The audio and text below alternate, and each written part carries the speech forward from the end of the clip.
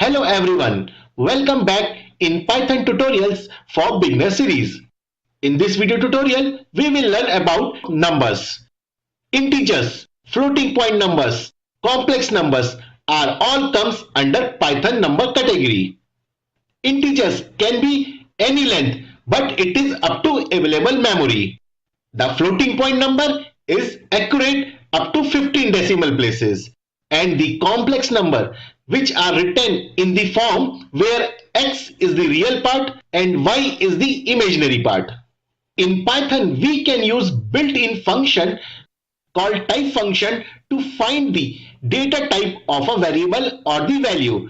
For example, if I want to find the type of this value, so for that I'll just write type. So it will give the type of this value. So here it is a float.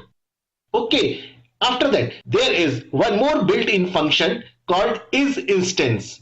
This function is used for testing the type of a variable or a value. For example, this is the complex number, and if I want to verify whether this is a complex number or not, so for that I'll use this function isInstance.